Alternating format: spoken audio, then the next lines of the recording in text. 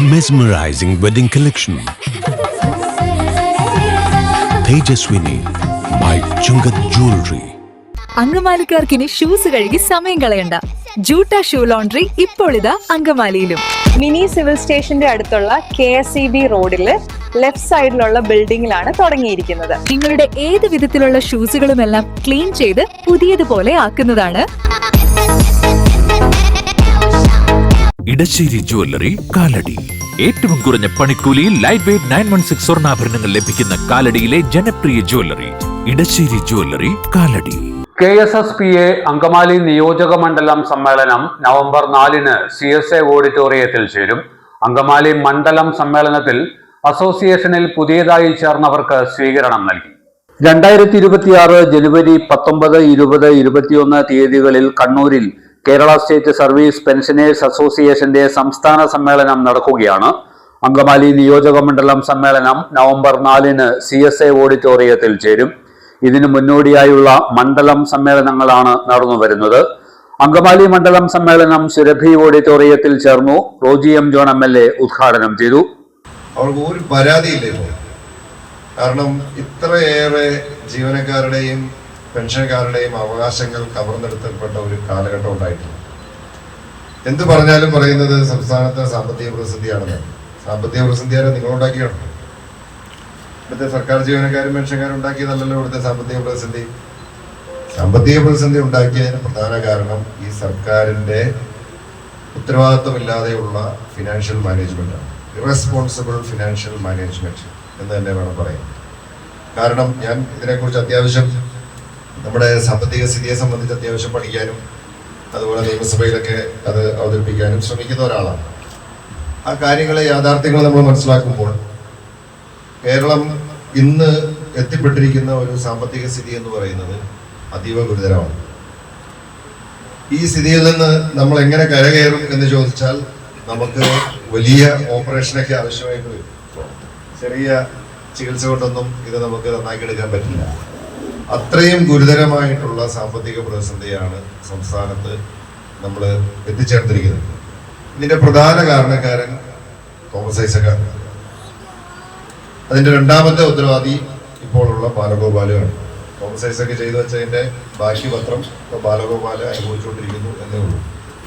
ഈ 1ഉം 2ഉം പിണറായി സർക്കാരുകളാണ് കേരളത്തിൽ ഇത്രയും വലിയ ഗുരുതരമായിട്ടുള്ള സാമ്പത്തിക സ്ഥിതി വരുത്തിവെച്ചത്. അതായത് കടമെടുത്ത് കൂട്ടി വികസന പ്രവർത്തനങ്ങൾക്ക് തുക വിനിയോഗിക്കാതെ മറ്റ് ആവശ്യങ്ങൾക്ക് വിനിയോഗിച്ചത് മൂലം ഉണ്ടായിരിക്കുന്ന വലിയൊരു പ്രതിസന്ധിയാണ്.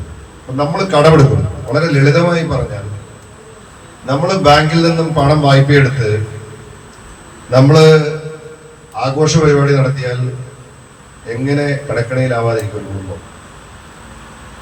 നമ്മൾ ബാങ്കിൽ നിന്നും പണം വായ്പയെടുത്ത് നമ്മൾ പ്രൊഡക്റ്റീവായിട്ടുള്ള എന്തെങ്കിലും ഉപയോഗിച്ചാൽ ആ വായ്പ തിരിച്ചടയ്ക്കാൻ പറ്റും. നമ്മൾ വാങ്ങിയത് കടമെടുക്കുന്നു, നമ്മൾ കടമുറി പണിയുന്നു, അല്ലെങ്കിൽ നമുക്ക് വരുമാനം ലഭിക്കാവുന്ന മറ്റെന്തെങ്കിലും മാർഗങ്ങളിൽ ഇത് വിനിയോഗിക്കുന്നു എന്ന് പറഞ്ഞാൽ അത് നമുക്ക് തിരിച്ചടയ്ക്കാൻ സാധിക്കും.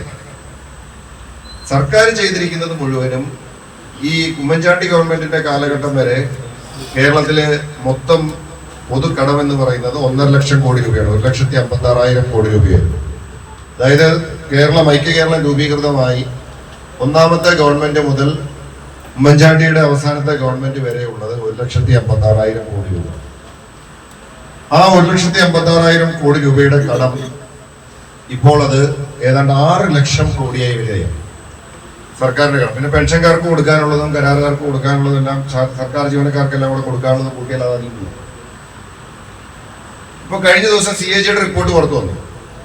CAG റിപ്പോർട്ടിൽ പറഞ്ഞിരിക്കുന്നത് കേരളത്തിന്റെ ഫിനാൻഷ്യൽ മാനേജ്മെന്റ് അട്ടർ ഫെയിലിയർ ആണെന്നാണ് പറഞ്ഞിരിക്കുന്നത്.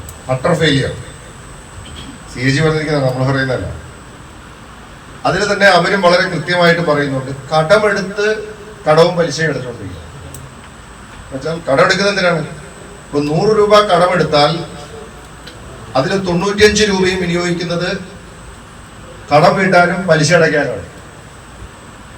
അപ്പൊ വീണ്ടും ഈ 100 രൂപ അടയ്ക്കാൻ വേണ്ടി വീണ്ടും 150 കടമെടുക്കണം. അങ്ങനെ കടമെടുത്ത് ഇത് ഉൽപാദന മേഖലയിലൊന്നും വിനിയോഗിക്കാൻ സാധിക്കാതെ ഇത്രയധികമായി നമ്മുടെ സംസ്ഥാനത്തിന്റെ സാമ്പത്തിക സ്ഥിതി പ്രതിസന്ധിയിലായിരിക്കുകയാണ്. എന്നിട്ട് മണ്ഡലം പ്രസിഡന്റ് ഫ്രാൻസിസ് മുട്ടത്തിൽ അധ്യക്ഷനായിരുന്നു. മുൻ MLA PJ ജോയി മുഖ്യപ്രഭാഷണം നടത്തി. KSSPA സംസ്ഥാന പ്രസിഡന്റ് KV മുരളി അസോസിയേഷനിൽ പുതിയതായി ചേർന്നവർക്ക് സ്വീകരണം നൽകി. വിവിധ മേഖലകളിൽ മികവ് പുലർത്തിയവർക്ക് അസോസിയേഷൻ സംസ്ഥാന കമ്മിറ്റി അംഗം MP ഗീവർഗീസ് മാസ്റ്റർ അവാർഡ് സമ്മാനിച്ചു. ജില്ലാ ട്രഷറർ VA അഫ്സലൻ, ജില്ലാ ജോയിന്റ് സെക്രട്ടറി KO ഡേവിസ്, വനിതാ forum vice president TT Kochuthresia, നിയോജക മണ്ഡലം പ്രസിഡന്റ് SD ജോസ്, മണ്ഡലം secretary Martin Paul, treasurer MA Johnson, Tessy Johny, KP Paul, PK Eliyas, TA Johny, MO George, NL Mathew എന്നിവർ പ്രസംഗിച്ചു. Returning officer KU ജോർജിന്റെ മേൽനോട്ടത്തിൽ പുതിയ ഭാരവാഹികളുടെ തെരഞ്ഞെടുപ്പും നടന്നു. എല്ലാത്തരം അഴുക്കിനെയും തുടച്ചുമാറ്റി സുഗന്ധം പരത്താൻ ഇനി എന്നെന്നും ഓർമ്മ പെർഫ്യൂംഡ് ക്ലീനിംഗ് ലിക്വിഡ്. വീടെന്നും സ്വർഗമാക്കാൻ Orma products.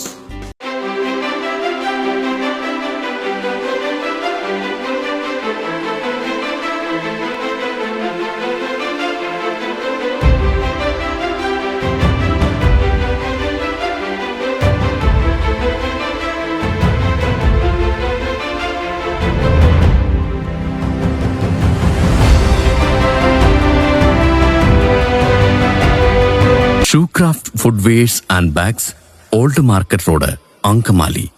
MV Jacko Jewelers, Angamali.